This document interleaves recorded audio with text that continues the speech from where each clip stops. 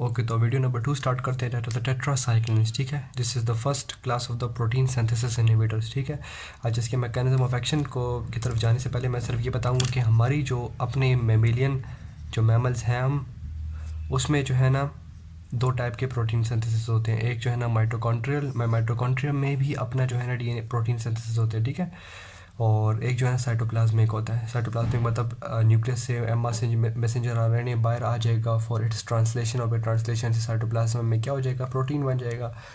तो इसमें जो है ना मैमल्स में ये दो टाइप्स के प्रोटीन बनते हैं। ठीक है, हमारा जो साइटोप्लाज्मिक प्रोटीन सिंथेसिस है ना ये पूरा ही यूनिक है। ठीक है, मतलब बैक्टीरिया के साथ बिल्कुल कॉमन नहीं है। तो यहाँ पे टेट्रासाइक्लिन का action on its inhibition none. ठीक, लेकिन हमारा जो मेमेलियन जो माइटोकॉन्ड्रियल है ना, माइटोकॉन्ड्रियल ये मतलब ओरिजिन ही प्रोकैरियोट्स से हुआ है। ठीक है, आपने first year second year bio में पढ़ी होगी। तो उसकी वजह से जो है ना इसकी माइटोकॉन्ड्रियल में जो प्रोटीन सिंथेसिस मतलब कि इसमें जो राइबोसोम्स है वो जो है ना सिमिलर है टू द मतलब बैक्टीरियल के साथ ही। ठीक है, तो प्रोटीन उसकी ये टेट्रासाइक्लिन जो है ना यहाँ पे भी वर्क कर सकती है। ठीक है, तो इसका जो इनहिबिशन है वो टेट्रासाइक्लिन वो माइटोकॉन्ड्रियल मेमेलियन की माइटोकॉन्ड्रियल की इनहिबिशन भी करवा सकता है। ठीक है, अच्छा तब इसके मैकेनिज्म ऑफ एक्शन पे बात करते हैं। मैकेनिज्म ऑफ एक्शन ये क्या है, प्रोटीन सिंथेसिस इनहिबिटर। तो प्रोटीन सिंथेसिस इनहिबिट करवाएंगे। अब फ़र्ज़ करें ये क्या है, ये बैक्टीरिया है। ठीक है,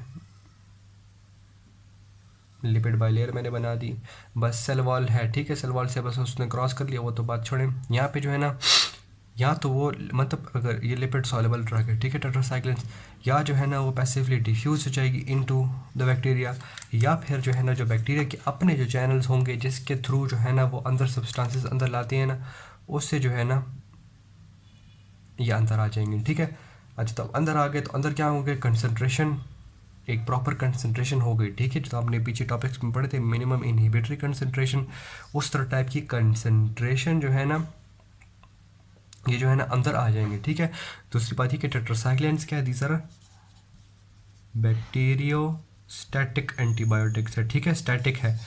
ठीक है, मतलब साइडल ये नहीं है, क्लियर, सिर्फ ये क्या करते हैं स्टेशनरी कंडीशन में बैक्टीरिया को ले आएंगे। अच्छा तो अंदर अब कंसंट्रेशन आ गई, तो अब अंदर आपको पता है कि जब प्रोटीन सिंथेसिस का मैं ज़रा एक रिव्यू बता देता हूँ। ये मैं इसलिए रब कर लेता हूँ कि जो ये डायग्राम भी जो है ना अंदर full inside of the nucleus हो रही है। ठीक है, अच्छा तो मतलब इनसाइड द बैक्टीरियल सेल हो रही है। अच्छा तो राइबोसोम में आपने पढ़ा होगा कि एक होता है इस तरह स्मॉल सब यूनिट 30S, और एक होता है लार्ज सब यूनिट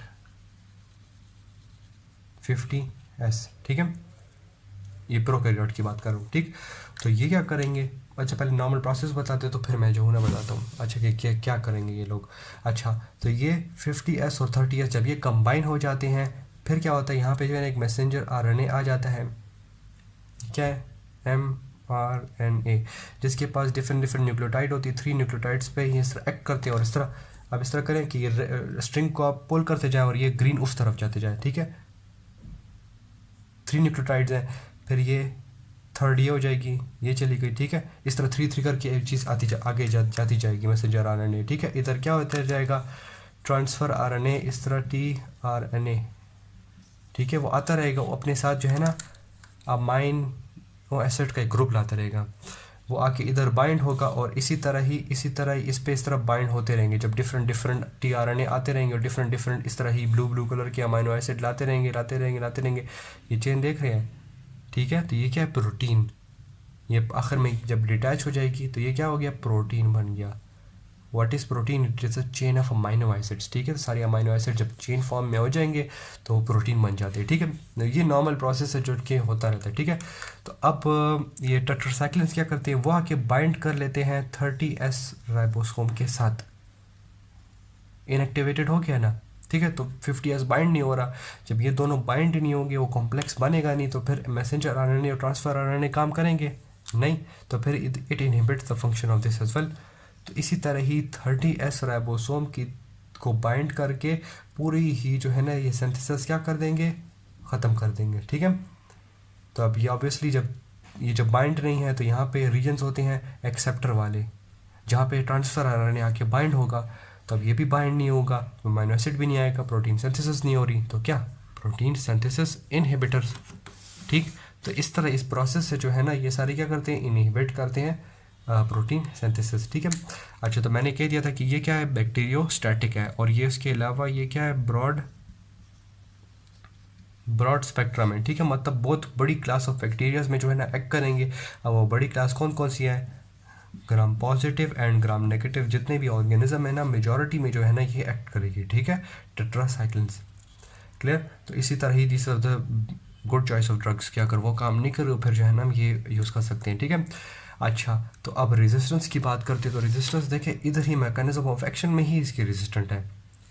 डिफ्यूजन हो रही है, तो डिफ्यूजन जो है ना, आप देखिए डिफ्यूजन हो रही है, तो डिफ्यूजन इनसाइड हो रही है। अब हम अगर एफ्लेक्स पंप्स बना दें जो कि बाहर फेंके इस ड्रग को, तो ये ड्रग आ रही है और बाहर फेंकती जा रहे हैं, तो इधर जो है ना वो कंसनट्रेशन बन रही नहीं है। जो मैंने कहा था मिनिमम इनहिबिटरी कंसनट्रेशन होगी, बैक्टीरियोस्टैटिक है ना, तो मिनिमम इनहिबिटरी कंसनट्रेशन अंदर होनी चाहिए, तो वो यहाँ पे होगी नहीं, तो होगी नहीं तो बैक्टीरिया तो काम ही नहीं करेगा, ठीक।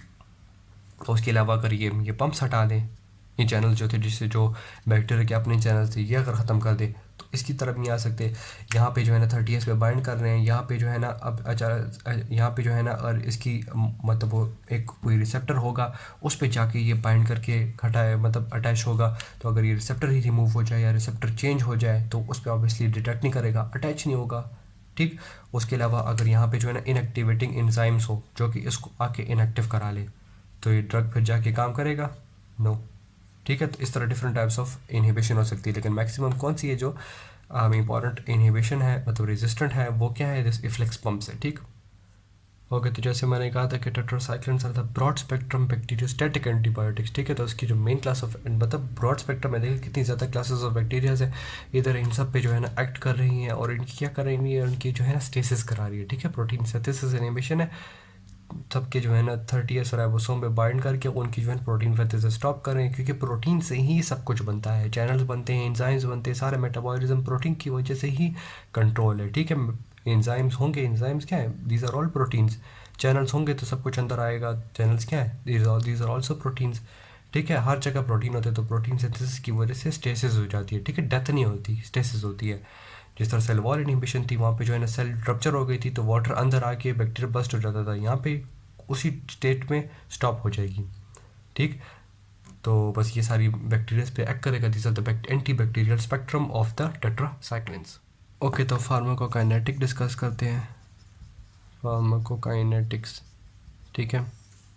सबसे पहले जो है ना ड्रग एब्जॉर्प्शन डिस्कस करते हैं। एब्जॉर्प्शन में क्या होगा कि टेट्रासाइक्लिन्स जो है ना हम जब ओरली देंगे, मतलब ओरल राउट दे सकते हैं, आईवी या आईएम दे सकते हैं, ठीक है। आईवी और आईएम तो डायरेक्ट ब्लड में चले गए, उसमें तो चले तो कुछ इस तरह कुछ बात नहीं। एब्जॉर्प्शन की जो इम्पोर्टेंट बात है ना वो क्या है, ओरल में है। ओरल में क्या बात है कि अगर हमने ओरली टेट्रासाइक्लिन्स ले ली, ठीक है, और ये स्टमक है, ठीक, ये हमने टेट्रासाइक्लिन्स ले ली, अगर हम इसके साथ जो है ना कैल्शियम के सप्लीमेंट्स मतलब कि डेयरी मिल्क प्रोडक्ट के डेयरी प्रोडक्ट्स ले लें, ठीक है, तो वो क्या करेंगे, इनके साथ चिलेट्स बना देंगे, मतलब इनएक्टिवेटेड कॉम्प्लेक्स बना के जो है ना इसी तरह एक्सक्रीट हो जाएंगे, तो इनकी एब्जॉर्प्शन क्या होगी, decreased with dairy products and also अगर हम जो है ना एंटासिड्स ले लें, एंटासिड्स कौन सी, जो डायटोमिक एंड या ट्राई मतलब डाईवेलेंट या ट्राईवेलेंट डायटोमिक, डाईवेलेंट या ट्राईवेलेंट जो एंटासिड्स होते हैं वो ले लें। डाईवेलेंट एंटासिड्स में कौन से होते हैं, जो मैग्नीशियम एंटासिड्स होते हैं, ठीक है, मैग्नीशियम सप्लीमेंट वाले, और ट्राईवेलेंट में एल्यूमिनियम वाले आते हैं, ठीक है, +3+2, ठीक है, डाई 2 ट्राई 3, ठीक है। तो वो भी क्या करते हैं, वो भी इनके साथ क्या करते हैं, वही कॉम्प्लेक्स बनाते हैं और इसी तरह ही इनएक्टिवेटेड क्या हो जाएंगे, एक्सक्रीट आउट हो जाएंगे, ठीक है। तो एब्जॉर्प्शन में जो है ना ये बात की ज़रा ध्यान रखना है, ठीक। तो और इसके अलावा जो है ना जो आईवी और आईएम जो देंगे इसमें तो चलो ये बात ही नहीं आएगी। तो इस तरह एम्प्टी स्टमक में जब देंगे तो एम्प्टी स्टमक में जो एब्जॉर्प्शन मैक्सिमम हो जाएगी। अगर आप ग्राफ ड्रॉ कर लें कि ये है एब्जॉर्प्शन ऑन एम्प्टी स्टमक, तो फिर ये होगी विद मिल्क सबसे लोएस्ट, और इसके बीच में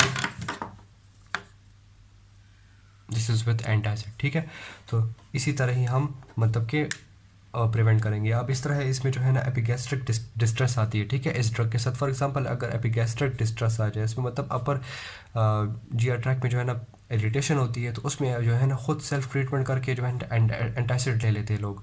एंटासिड तो ले लिया, उससे जो है ना वो ड्रग ही चलेगी तो गैस्ट्रिक पेन चले गया तो वो पेन तो रिलीफ हो गया, लेकिन जो ड्रग का जो काम था एब्जॉर्प्शन तो नहीं हो रही ना। ठीक, क्लियर।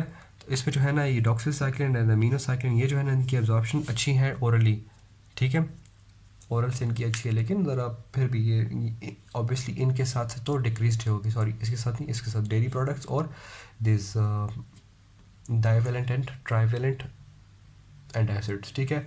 तो एब्जॉर्प्शन हो गई। अब आते हैं डिस्ट्रीब्यूशन के बारे में, ठीक है। एब्जॉर्ब के बाद डिस्ट्रीब्यूशन की बात होगी। डिस्ट्रीब्यूशन इसकी क्या है, टेट्रासाइक्लिन जो है ना कंसनट्रेट होती है, मतलब कि डिस्ट्रीब्यूट कुछ ऑर्गन है जिसमें ज़्यादा होती हैं, जैसे लिवर है इसमें कंसनट्रेटेड होती है, किडनी, ठीक है, स्प्लीन, ये ऑर्गन्स है जिसमें कंसनट्रेट होती है। उसके अलावा जो है ना कोई ग्रोइंग चाइल्ड है, ठीक है, उसके बोन्स एंड टीथ या डेंटेशंस, ठीक है, उसमें क्या होगी, टेट्रासाइक्लिन्स क्या होगी, कंसनट्रेट होगी। तो ये इनके फिर मैं जो इफेक्ट्स होंगे वो मैं साइड इफेक्ट्स में बता दूंगा, ठीक है। तो यहाँ पे जो है ना ये सारे कंसनट्रेट होते हैं, ठीक। उसके अलावा जो ये सारे जो ड्रग्स हैं, these all pass the blood brain barrier and also the blood placenta barrier, ठीक, दोनों क्रॉस कर रहे हैं। लेकिन जो इफेक्टिव कंसंट्रेशन होती है ना, जो इफेक्टिव कंसंट्रेशन जो होती है, जो मतलब इफेक्टिव होगी इन द ड्रग ट्रीटमेंट, वो सिर्फ जो है ना मीनोसाइक्लिन्स की है, मीनोसाइक्लिन्स, ठीक है। ये सिर्फ जो है ना ब्लड ब्रेन बैरियर में सफिशेंट कंसंट्रेशन जो है ना मेंटेन होगी, ठीक। और इसके अलावा इन सब की जो है कंसंट्रेशन भी मेंटेन नहीं होगी, और इस मीनोसाइक्लिन जो है ना विदाउट इन्फ्लेमेशन पास ऑन हो सकती है, ठीक है। तो highly diffusible into the blood brain, ठीक है, अच्छी तरह पास हो सकती है ब्लड ब्रेन बैरियर से।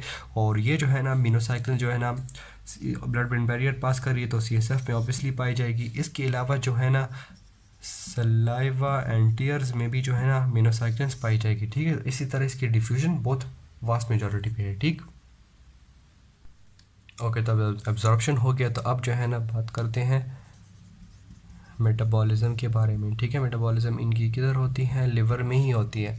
लिवर में ये कंसनट्रेट भी होती है, वो तो खैर साइड इफ़ेक्ट में पढ़ लेंगे। चलो, लिवर में क्या है, ये जाती हैं टेट्रासाइक्लिन्स लिवर में गए, लिवर से जो है ना पेरेंट या फिर जो है ना मेटाबॉलिक प्रोडक्ट्स क्या होते हैं कि मतलब वो पेरेंट कंजुगेट हो जाते हैं विद ग्लूकोयूरोनाइड, ठीक है, ठीक है, इनकी कॉन्जुगेटेड मेटाबोलाइट्स और पेरेंट्स, ठीक है। अब ये मेटाबॉलिज्म हो गए, इनएक्टिव हो गई, ठीक है, पेरेंट तो एक्टिव है, और ये दोनों अब क्या होंगे, ये इसकी मेटाबॉलिज्म हो गई, ठीक है। ग्लूकोनाइड जो है ना उससे जो है ना मतलब कि वो क्या है, ग्रुप्स हैं जो कि जाके पेरेंट ड्रग पे अटैच हो गए, जिसकी वजह से ड्रग क्या होगी, इनएक्टिवेटेड हो गई, ठीक है। फेज़ 2 मेटाबॉलिज्म है ये, ठीक। अच्छा, उस मेटाबोलाइट हो गई, अब एक्सक्रीशन होगी। एक्सक्रीशन पे बात करते हैं तो ये पेरेंट है और ये मेटाबोलाइट है, दोनों क्या करते हैं, मतलब majority of the side drugs क्या है, मेजॉरिटी ऑफ द ड्रग क्या है, वो जो है ना वो मतलब ये सारी ड्रग्स क्या हैं, ये क्या करेंगी, 2 राउट से जाएंगी। ये फर्स्ट 3 ड्रग्स जो है ना ये रीनल एंड बिलरी राउट दोनों से जाएंगी, ये सिर्फ बिलरी राउट से जाती है, ठीक है। तो ये दोनों रीनल राउट और बिलरी राउट क्या है कि बाइल से इंटेस्टाइन में आ गए, इंटेस्टाइन से फीसिस के थ्रू बाहर चले गए, ठीक है, ये बिलरी राउट है। रीनल राउट क्या है कि रीनली यूरिन में एक्सक्रीट हो रहे हैं, ठीक। तो अब अगर मैंने कहा था कि किडनी में भी जो है ना ये कंसनट्रेट हो गए, तो किडनी में अगर साइड इफ़ेक्ट्स में रीनल इंसफिशेंसी कॉज करे, या फिर अगर पेशेंट ऑलरेडी रीनल इंसफिशेंट है तो उसमें जो है ना ऑब्वियसली ये ड्रग्स नहीं दे सकते, ठीक है, क्योंकि ऑब्वियसली पहले से रीनल इंसफिशेंसी हुई, यूरिन जो है ना आउटपुट डिक्रीज़ हो जाएगा, तो उनकी जो है ना कंसनट्रेटेड, मैंने कहा था ना कि कुछ पेरेंट भी होंगे, तो पेरेंट भी जो है ना यूरिन अगर डिक्रीज़ होगा तो ब्लड में ज़्यादा होंगे, तो टेट्रासाइक्लिन का क्या हाफ लाइफ इंक्रीज़ हो जाएगी, वर्क ऑफ एक्शन, ठीक। तो उस पेशेंट्स को जो रीनल कॉम्प्रोमाइज्ड है उनको हम क्या देंगे, डॉक्सीसाइक्लिन दे देंगे। तो डॉक्सीसाइक्लिन सिर्फ बिलरी राउट से जाएगा, ठीक है, और फीसेस के थ्रू एक्सक्रीट हो जाएगा, तो उसमें जो है ना वो यूरिन वाली बात रहेंगी ही नहीं, ठीक है। तो अब अगर बिलरी राउट की बात आ ही गई है तो एक और बात यहाँ पे आती है कि मतलब अच्छा, बेलियरी राउट की बात आ गई तो मतलब कि बाइल से इंटेस्टाइन, इंटेस्टाइन से क्या करते हैं, वापस भी बाइल में जा सकते हैं। कैसे? By enterohepatic circulation. ठीक है, इंटेरो क्या होता है, हमारे स्टमक, हेपेटिक मतलब लिवर, स्टमक लिवर, सर्कुलेशन मतलब कि रिसर्कुलेट, कि कुछ ड्रग होती है, ये लिवर है, लिवर से इंटेस्टाइन में गई, इंटेस्टाइन में जो है ना वापस जो है ना लिवर में पास हो गई। ठीक है, तो वो रिसाइकल होती रहती है ड्रग। ठीक है, तो ये भी जो है ना इंटेरिक हेपेटिक्स रिसाइकलिंग से जो है ना ये पास ऑन होती रहती है। ठीक, तो इसकी वजह से जो है ना इसका वो इंक्रीज़ हो जाता है, मतलब हाफ लाइफ भी इंक्रीज़ हो जाती है। तो इंटेरिक हेपेटिक पाथवे भी फॉलो करता है। लेकिन अगर ऑब्वियसली अगर बैक्टीरियाज नहीं है, ये मतलब ये इंटेरिक हेपेटिक कौन कराता है, बैक्टीरियाज करा होता है। इंटेरिक हेपेटिक इस तरह कराते हैं कि ये तो इनएक्टिवेटेड ड्रग है, आप कहेंगे इनएक्टिवेटेड ड्रग है यार, वापस आ भी गई तो क्या करेंगी।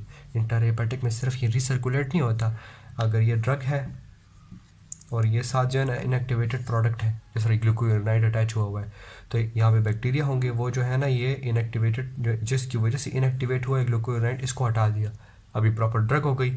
अब जो है ना ये पास हो सकती है लिवर में, वापस जो है ना लिवर से फुल बॉडी में पास हुई, वापस अपना फंक्शन करके इनएक्टिवेटेड फिर वापस। ठीक है, तो इसी तरह रिसाइकलिंग होती रहती है। ठीक, ओके, तो फार्माकोकाइनेटिक्स इसके डिस्कस हो गए। ठीक, अब आते हैं इसके डायनामिक्स पे।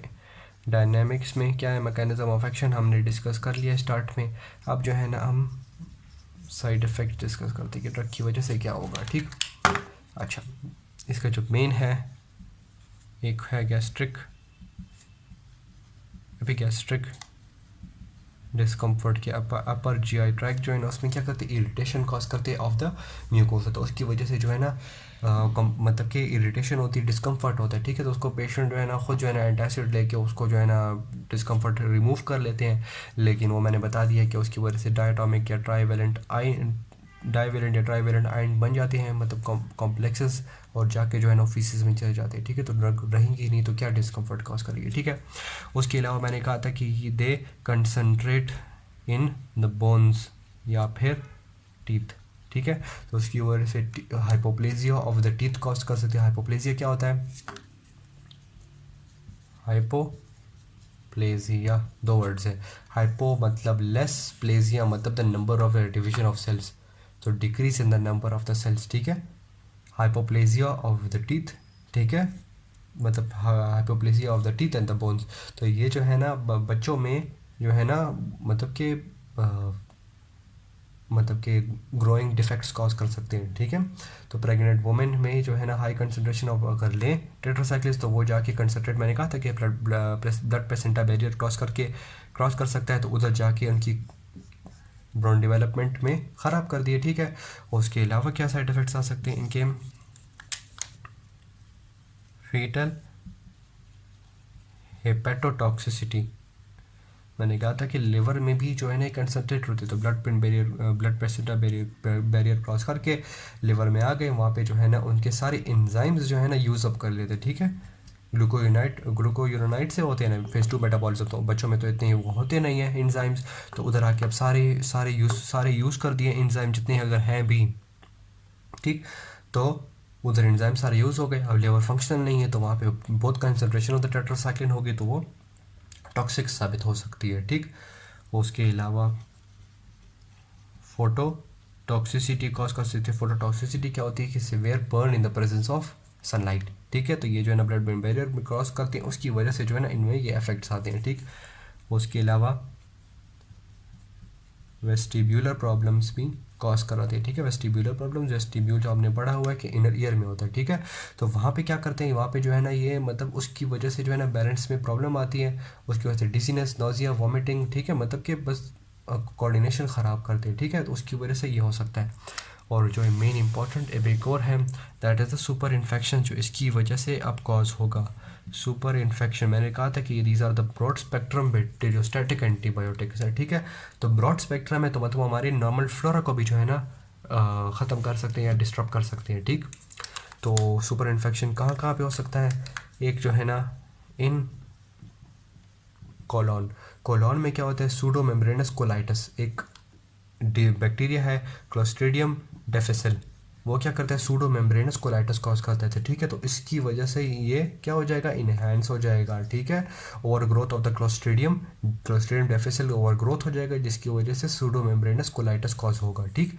नॉर्मल फ्लोरा नहीं है, ठीक है। तो अब क्या हो रहा है, ये ग्रोथ हो रहे हैं, ठीक है। अब इन वजाइना क्या है, ओवर ग्रोथ ऑफ कैंडिडा एल्बिकान्स, ठीक है।